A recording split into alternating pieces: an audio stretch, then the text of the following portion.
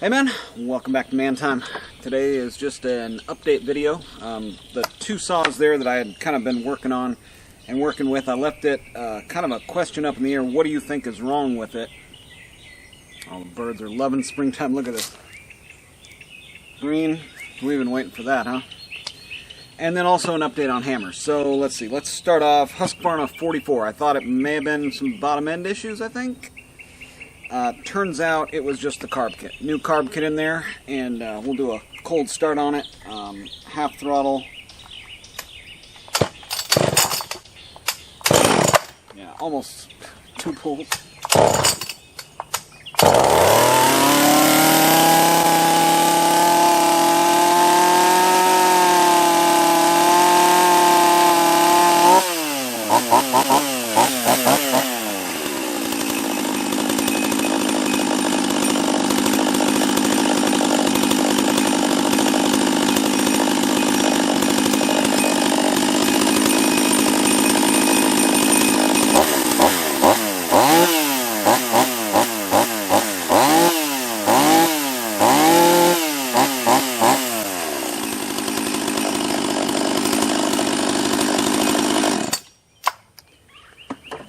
So that's all it was the carb kit. Not a hugely powerful saw, and it may be that intake duration, but we actually increased the intake duration by lowering, taking out the base gasket on there too. So I don't know how much better. I mean, obviously with porting it could get a little bit better, but and I may have had it a little rich.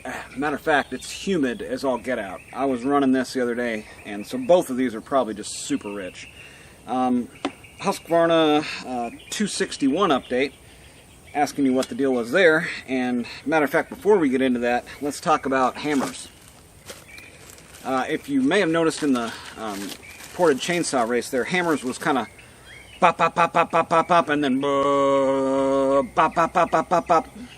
And then at one point there, it actually was like, running on, you know how when you shut off a car and it does what's called dieseling, which is like continues to stumble and run a little bit? That's what my chainsaw was doing, and I initially couldn't get spark with the OEM coil on it, so I went and I got one of those $15, cheap Chinese coils. Let's see, 210521A. Is what I put on there by X Star something or other. So $15, but now all I've got is a $15 plug wire. So my advice there would be to go OEM with the electronics. And I've heard that for like the other Husqvarna saws. There's a lot of reviews out there that say the electronics or the coil or something went bad, coil related, within a few weeks running. So 3 tanks in, coil went bad, and it was really weird. I'd never experienced that kind of issue before. But go back and watch that. Let's see, ported chainsaw race video. At the very end there, I'm running the saw, and you can hear it. It goes from like a higher idle where it's kind of 4-stroking to a lower idle where it's kind of running. Seems like it's running okay, but it runs much better. I'll grab it here in a second. Let's let's start this one. 261 62cc, pretty much stock formation. Basically just rebuilt the carb in it. That's pretty much it. See how it does from a cold start.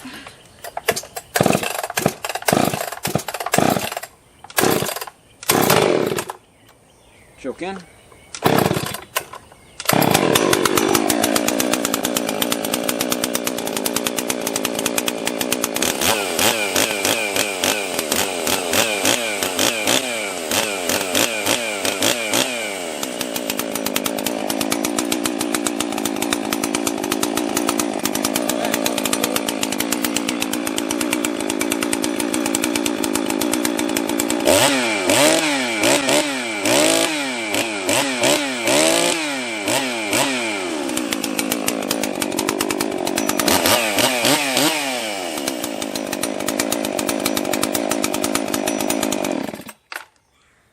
Man, I barely had to do anything to this saw.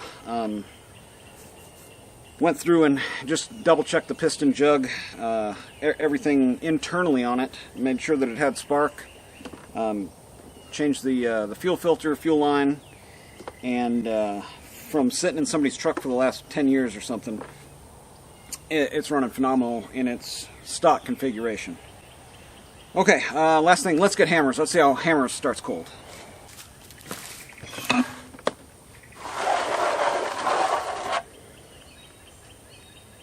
Alright, last but not least, we have hammers. Of course, you guys, if you haven't seen me build this saw, this was a $40 saw that had been sitting in somebody's trailer for a long time, and yeah, it was pretty complete saw. The piston was completely gone on it, lower end bearings, the cage was completely gone, and other than that, not too bad.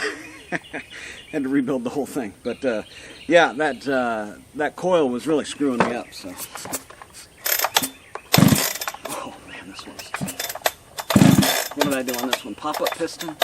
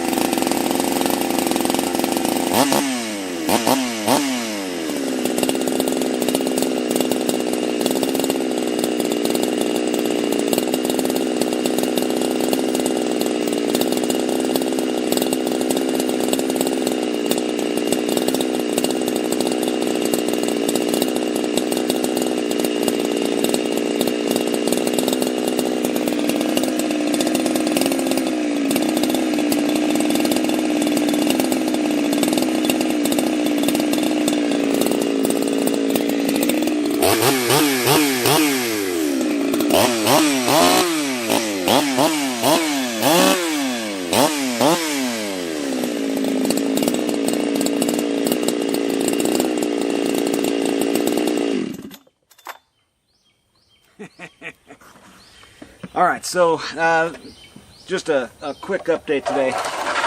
If you were wondering kind of what was wrong with some of those other saws, it was just carb kits on both of those two. Got real lucky. Nothing wrong as far as anything too serious on those. Replaced the ring on the 44. I don't think I did even that to the 261. Just a great running saw after I rebuilt the carb. So, yeah, that's going to do it for today on Man Time, guys. Get out there, have you some man time too.